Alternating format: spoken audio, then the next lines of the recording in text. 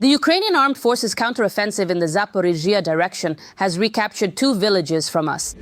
Blackout in Russia. There are power and gas outages across the entire country. Revelations from Russian soldiers. They are being sent into assaults with zero preparation. An atomic power plant in Belgium was attacked by unidentified drones. A sensational statement from Zelenskyy. Russia is attacking one of the EU countries. The timeline has been announced. Ukrainian Flamingo missiles have surpassed the American Tomahawk in their specifications. Their new target is Putin's residence. There is panic in the Kremlin. Russia has run out of tanks. Hello, my name is Yulia Kokan, and right now here are the top stories. But first, please like this video and subscribe to our channel so we don't lose touch with you on YouTube. Ukraine's defense forces have halted the advance of Russian troops in the eastern part of the Zaporizhzhia region. This was stated by the future commander of the Ukrainian Armed Forces Assault Troops, Valentin Manko. According to him, assault units managed to clear Slatko and Ravnopoli. Fighting is ongoing in the settlements of Poltavka and Uspenovka. The enemy tried to advance from 2 settlements toward Huliaipol. Thanks to the coordinated actions of the assault troops, the enemy was stopped. Meanwhile, our military is reporting on the extremely difficult situation in the long-suffering Pokrovsk. Unfortunately, there have been losses there. In Pokrovsk, our soldiers are engaged in fierce battles with the Russians. Losses in the current situation are quite significant for every unit carrying out missions there, mainly due to enemy UAVs.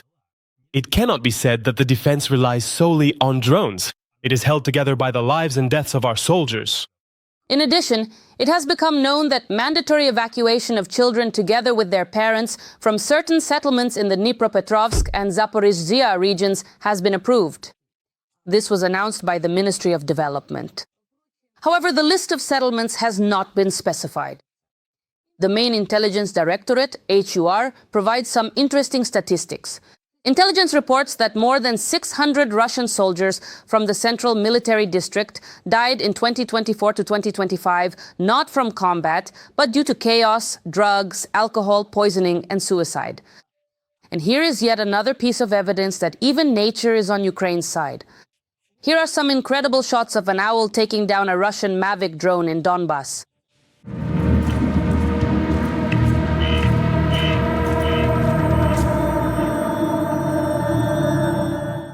Every patch of land comes at an extremely high price for our defenders.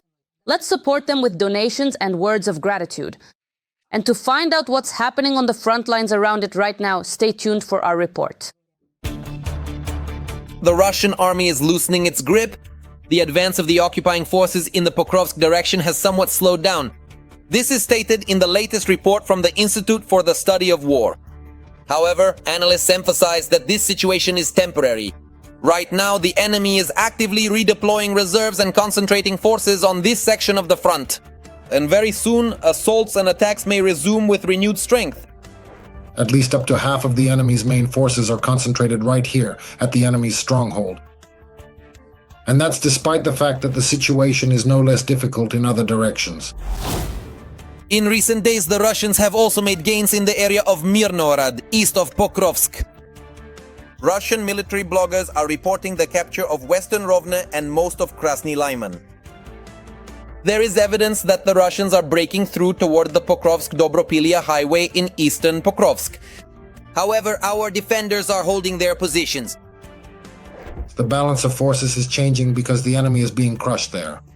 Essentially, the task of Ukraine's defense forces is to inflict maximum damage on those armies advancing toward Pokrovsk. According to some military observers, part of the Pokrovsk territory has become a so-called gray zone, with control shifting back and forth. It's more like a vinaigrette, if you will. Here it's red, here it's black, here it's white. And the situation there changes every hour. But the trend remains the same. When the forces of the Second Army approached from the south, from the southwest, they couldn't advance into the city and waited for the 51st Army to encircle the Pokrovsk-Mirnograd agglomeration from the north. The 51st Army decided to bite off more than they could chew. So now the occupiers are not trying to gain a foothold in Pokrovsk itself. The enemy wants to break through the city to its northern outskirts. Serhiy Okishev, 7th Rapid Response Corps of the Ukrainian Air Assault Forces. Russian troops are somewhat slowing down their offensive operations in the Pokrovsk direction, waiting for reinforcements and trying to establish defenses and expand logistics to South Pokrovsk. According to the General Staff of the Armed Forces of Ukraine, there have been at least 73 Russian assaults in the Pokrovsk direction over the past day. At this very moment, fighting is taking place near Vladimirovka, Fedorovka, Nikonorovka, Krasny Liman and Orekovo. And the branch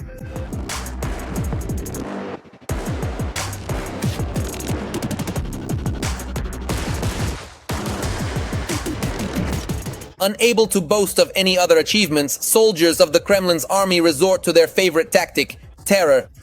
For example, Russian drone operators have repeatedly tried to destroy the Ukrainian flag in Kramatorsk. In other words, to spite the Ukrainian armed forces in any way they can. But our flag turned out to be much quicker than yet another Russian drone operator. As a result, frustrated by his failure, the occupier simply crashed his FPV drone into the ground. After watching videos like these, you can't help but wonder what kind of idiots work there. The answer, just the usual kind. He doesn't want to go at all, he's just being stubborn. Following horses and donkeys, the occupiers are now actively enlisting sheep and rams into service. It's worth noting that the Russian Ministry of Defense at least gives animals bulletproof vests, which are an unaffordable luxury for many contract soldiers. However, even so, the animals, unlike the Russians, refuse to willingly go to slaughter. Come on, go. They're waiting for you there, the water sprayers. That's it. Oh, go on slowly now. Come on. The combat unit. The Russian army is so short on soldiers that they're putting not only sheep under arms, but circus performers too. My background is that I was originally a professional acrobat in the circus, but after experiencing some unfortunate and painful falls, I ended my career and was eventually mobilized. In the circus, a disabled person turned out to be of no use to anyone, but for the local assault squads, he was a perfect fit. By the way, they gave the acrobat a team to match. You. So in our group, there was me, the acrobat, a life safety and social studies teacher, an altar boy, and a car painter. And that's the kind of crew we probably lived with. And all of this, according to Putin, is the second strongest army in the world. Although, what's there to be surprised about? Circus performers and sheep at the front, when even the Russian soldiers themselves are treated by their own generals like cattle, sold and traded literally by weight. You see, the Ministry of Defense recruits people, gives them dog tags and weapons, and then it turns out they don't even exist. So selling them, what's the problem? They never existed and still don't. In the Zaporizhzhia direction, commanders openly sell their refuseniks into forced labor to collaborators. Instead of processing refusals legally or sending them to disciplinary units, those who don't want to participate in local assaults are listed as missing, detained, and sent to unpaid forced labor throughout the Zaporizhzhia region. For this, commanders receive substantial sums from the collaborators. Such Russian refuseniks are already being found en masse at factories and construction sites in Melitopol and Berdyansk. They're not even cannon fodder, they're not even serfs. They're just, well, I don't know, it's like people trading in chicks. And even then, honestly, people probably feel more sympathy for the chicks. I never cease to admire the courage and heroism of Ukrainian soldiers. They hold the front and stand against a vast horde that greatly outnumbers them. That's why I urge everyone to support the armed forces of Ukraine. And if you can't do so financially, write them words of support in the comments. I know they're watching us. We are grateful to our defense forces for nights like these in Russia. It was blazing spectacularly over there. Retribution came to the Rostov region. Drones struck there. They hit an oil refinery and the railway station.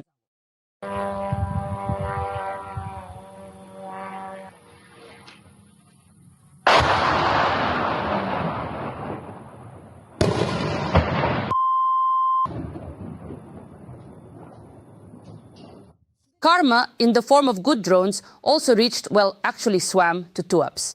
There, naval drones attacked the port. Local telegram channels report a hit near one of the docks. And apparently one of the ships was damaged.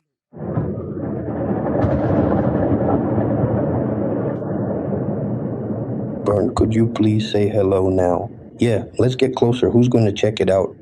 From the bottom of our hearts, we wish the Russians many more fiery nights like these. If you agree, give this video a like.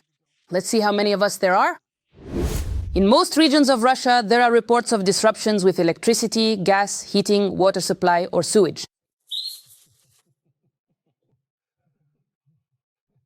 In fact, in the regions bordering Ukraine, the problems are caused by strikes from the Ukrainian armed forces, while in other regions, they are due to systemic failures.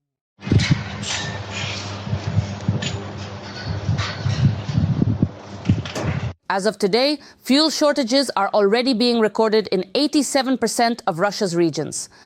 Meanwhile, Russian media are already reporting that recruitment of reservists has begun in 20 regions of Russia to guard critical infrastructure against drone attacks.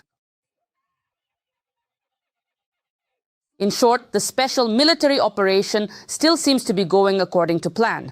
This, in fact, is also confirmed by Putin's press secretary, Dmitry Peskov. In particular, he says, quote, "The number of supporters of peace on Russia's terms will grow in Ukraine, despite the intimidation of society." Russia would like to end the conflict in Ukraine as soon as possible, but it is important to achieve the original objectives of the special military operation. As for the Russian authorities, personally, as they say, everything is perfectly clear to me. But what about the people? What's going on with their will? To be ostracized around the world, to sit without electricity, water, and gas, to stand in line for gasoline and still support the authorities.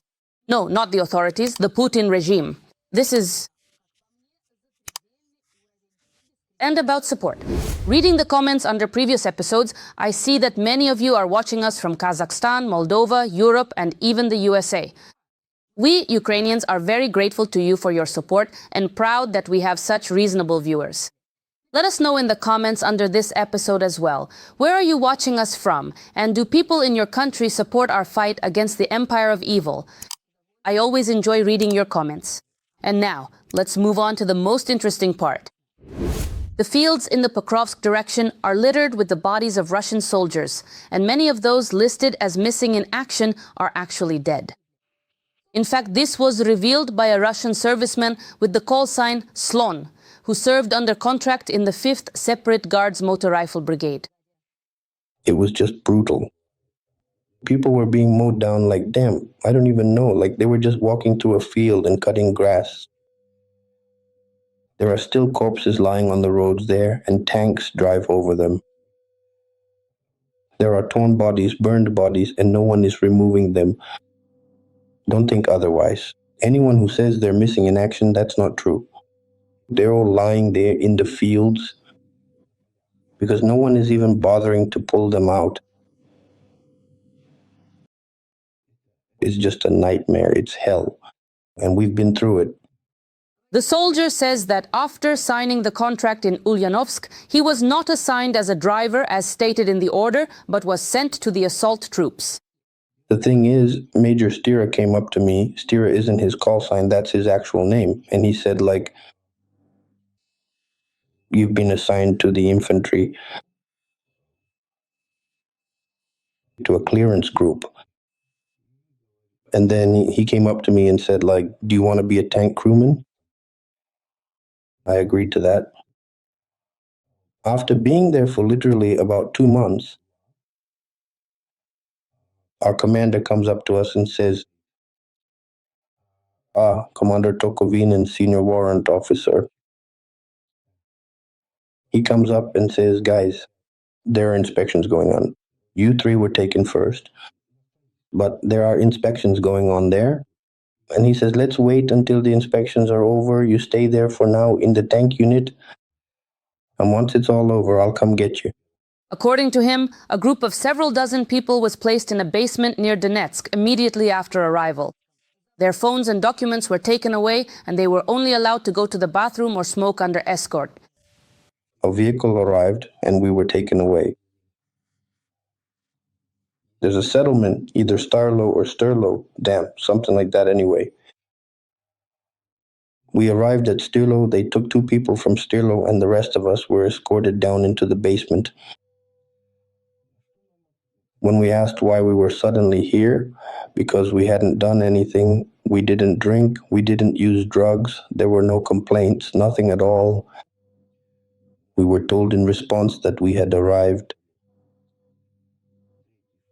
at the 3rd Assault Brigade, specifically among the dedicated infantry soldiers, the infantry.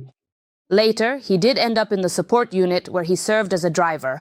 However, after 2 months, he and other servicemen were taken to a training ground under the pretext of inspections and then sent to the Krasnohorivka area. The commander of Military Unit 41. 698, also known by the call sign Vulcan, is the individual who serves as the deputy commander of the brigade. Mamai. They were getting rid of people, removing those soldiers who were undesirable. Because how can I explain it to you? For example, if I messed up, they would take me to the 5, and from the 5, they would, of course, send me to the assault brigade. They were simply destroying me. The soldier says that the commanders knew no one would return from the mission, since for some servicemen, death notices had arrived even before they were sent out. They were just surprised that we even made it back. They thought we had all died. Even the guy I came back with, he had already received a death notice. On September 6th, he received a death notice, but we only left on September 12th. That was already 6 days earlier. They had already sent him a death notice. After returning from the combat mission, the command ordered the 4 survivors to go out on another mission, even though 2 of them were seriously wounded. At that point, Slon and another soldier, in order to avoid being sent out again, went to the medical unit, SOTH. What I want to say to you, friends, I understand that by sending this video and telling you how things really are, maybe, just maybe, they'll erase me too. Just like they did to him and to me and to everyone who saw this, because this was never supposed to get out. The serviceman also requests that the military prosecutor's office investigate the facts he has presented. I hope that the military prosecutor's office of the Russian Federation will look into this and into these people, because they've sacrificed so many innocent people. They swear, they say, you're totally fucked, you're complete bastards, you're not people, you're just meat, you have to go, you have to kill. Well, I do believe what this Russian soldier... Every voice matters. Join our community, support independent journalism and help us bring you the truth from Ukraine. Become a member of Ukraine today. Join us now. The Ukrainian-made Flamingo missile is better than the American Tomahawks. This is reported by journalists from The Independent. The latest innovation is a cruise missile with a range of 3,000 kilometers, a maximum speed of 900 kilometers per hour, and a payload of over a ton, which has been used for strikes deep inside Russian territory. The FP-5 Flamingo missile is equipped with a rocket and a Soviet-era turbofan jet engine mounted on it. Some of these engines were found in junkyards. It has twice the range of the American Tomahawk, carries twice as much explosives, and costs about the same. But the main advantage of the Flamingo, as journalists note, is that it is completely under the control of Ukrainian forces. For many months, the UK and France have restricted the use of the Anglo-French Storm Shadow cruise missiles against Russian targets on Ukrainian territory.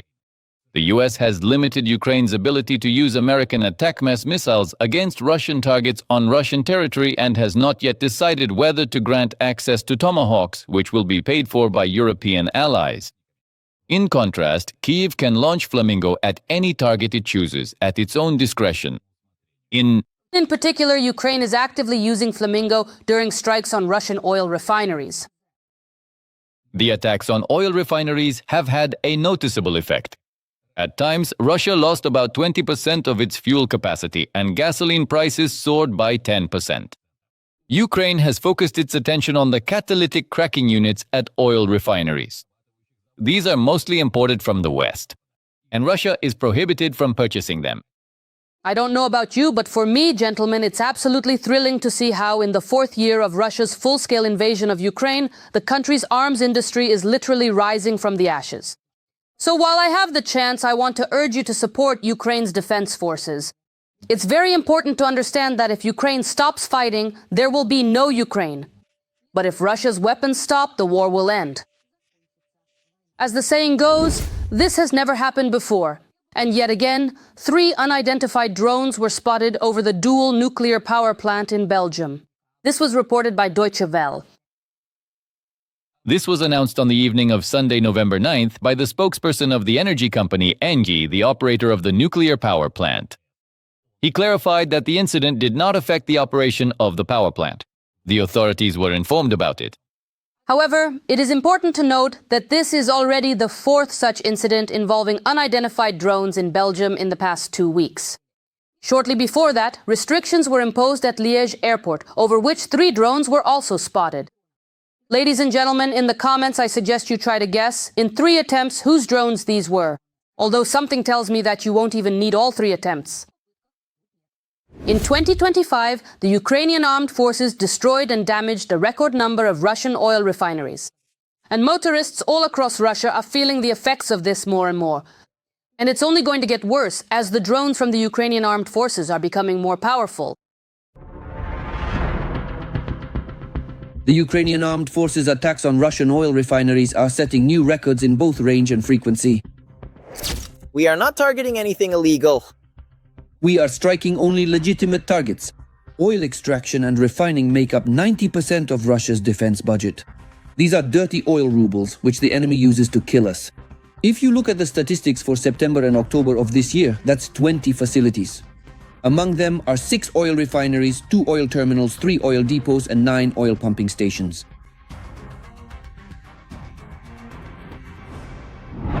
At the beginning of November 2025, Ukraine had carried out 111 strikes on oil depots and refineries in Russia. For comparison, there were 94 such incidents in all of 2024. As a result, the Russian Federation is facing enormous problems with oil refining volumes, as well as a shortage of fuel and gasoline on the domestic market.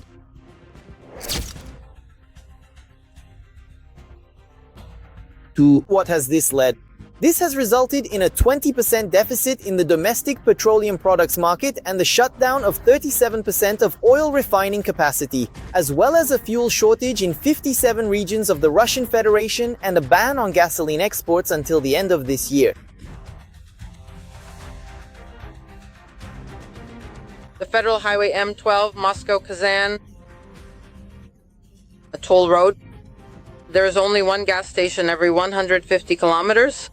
At each gas station, there are lines of cars stretching 1.5 to 2 kilometers, all waiting to refuel. I'll show you what this looks like now, and when we'll actually be able to refuel, it's anyone's guess. I've counted 130 cars ahead of us. But it's not just about the quantity, it's also about the quality. The range at which Russian oil refineries are being hit has almost doubled. Last year, the farthest target was the Salavat refinery in Bashkortostan, about 1,300 kilometers from the Ukrainian border.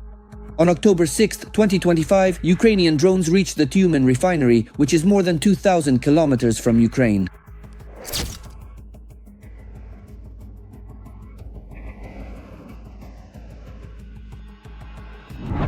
According to calculations by journalists from the publication Vertka, the effectiveness of Ukrainian drone strikes is 85%. Out of 250 strikes since the start of the full-scale war, 213 have been successful. Many facilities, especially in southern Russia, have been attacked repeatedly.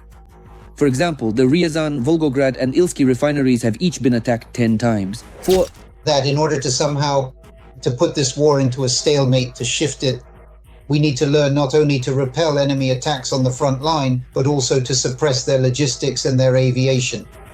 That's why it became necessary, and I'm not even mentioning the need to strike at Russia's military-industrial enterprises and energy system.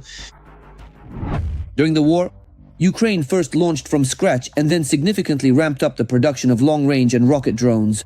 Russian oil refineries are being terrorized by the Lyuty, Polyanitsia, Piklo and FP-1 UAVs.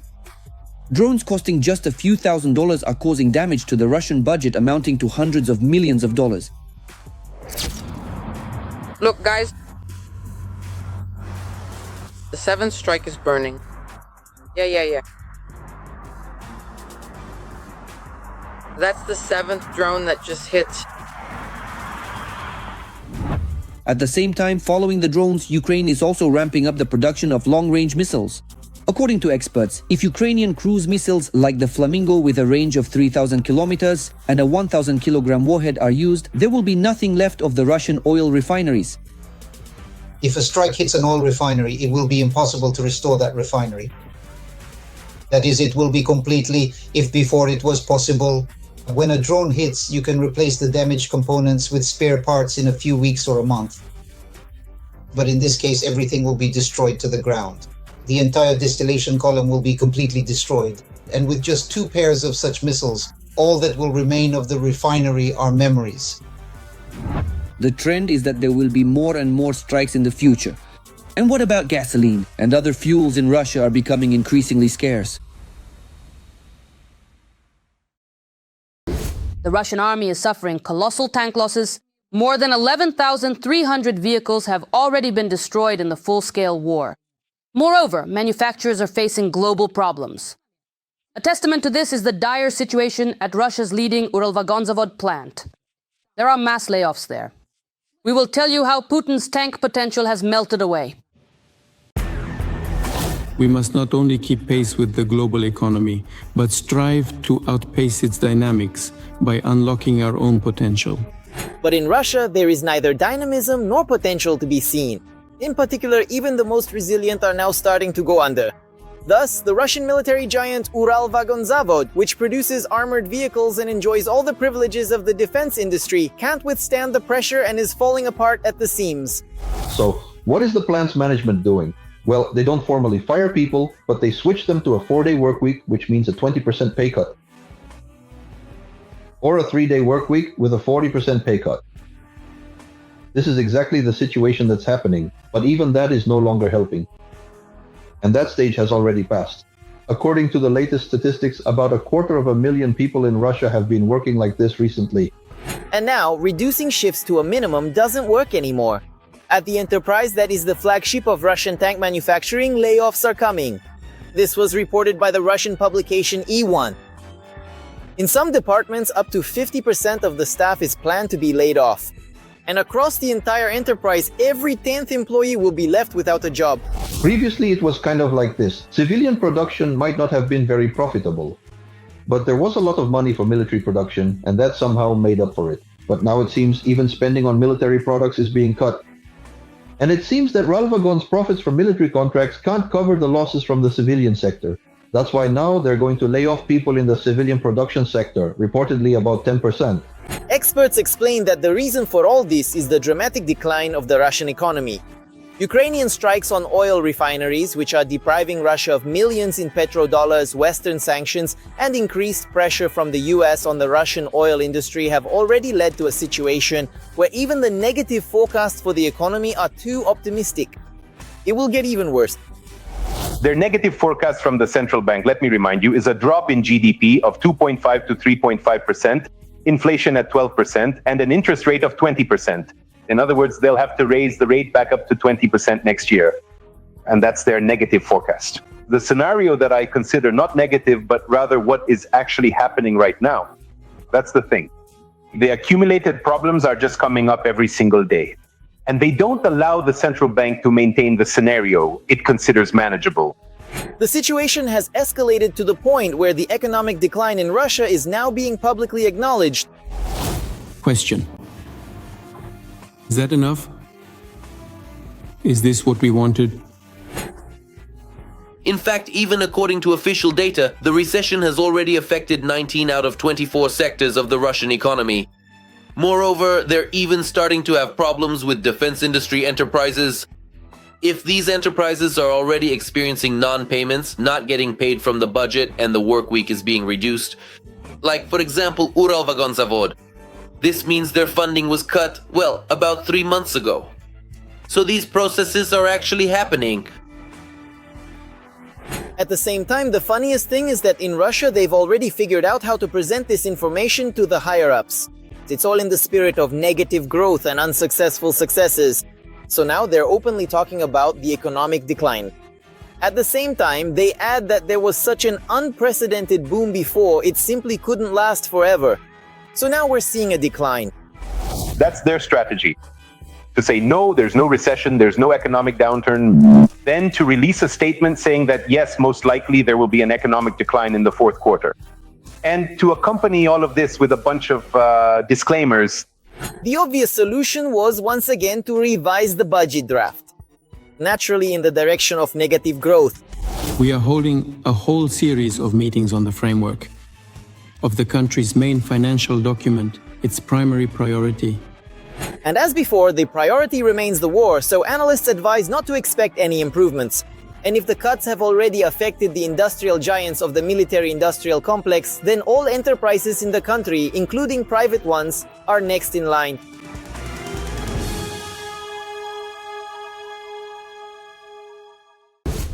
Russia may attack another European country before the war in Ukraine ends. Ukrainian President Volodymyr Zelenskyy made this statement in an interview with The Guardian. There is no success on the battlefield, and there are too many casualties. And somehow he has to explain things to his society, even if he shuts down social networks, but you can't shut everything down. That's why he needs to find a way to explain it. Therefore, because of these failures in Ukraine, he may look for success in other territories. And once, in an interview, I was asked whether it was possible that he might start something somewhere else without finishing the war in Ukraine. I believe that yes, he could do that. And I think we need to forget about this common European skepticism that Putin first wants to occupy Ukraine and only then might go further. He can do it simultaneously. Zelenskyy also stated that Ukraine plans to order 27 Patriot air defense systems from American manufacturers. We want to order 25 Patriot systems from the United States of America. For us, this is a clear budget, and we understand what kind of money it is. We are missing some elements in the current agreement. Why? Because we want to speed up the delivery of the systems. And here our European colleagues can help us, as they can provide us with their own systems. And then they can take back our systems, which will definitely arrive, but they are produced over the course of several years. We would prefer not to wait. However, at the moment, Britain and other allies are refusing to send their fighter jets to patrol the skies over central and western Ukraine. In addition to Zelenskyy's direct statement, there is also active discussion online about the fact that during the interview at the Mariinsky Palace, the lights went out twice. We just saw it.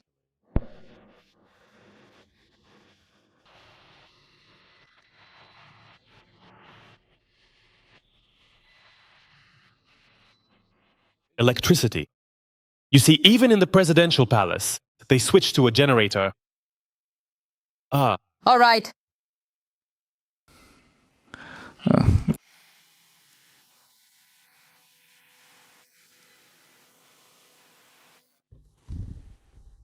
These are our living conditions.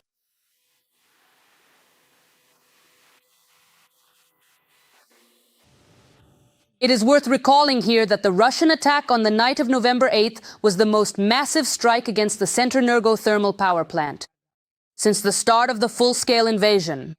As a result of this attack, all of the company's thermal power plants stopped operating. For several days now, Ukraine has been living under extended power outage schedules. The Kremlin, in this way, is not only actively and deliberately trying to plunge the entire country of Ukraine into complete and utter darkness, but also attempting to systematically undermine and weaken the resilience, determination, and spirit of Ukraine's civilian population. And while Moscow is absolutely convinced that everything is proceeding exactly according to its carefully laid out plan, Kyiv, on the other hand, is diligently pulling much-needed generators out of storage, preparing to provide essential power and support to its people in these challenging times. Ukraine Today, so you don't miss the next episodes. See you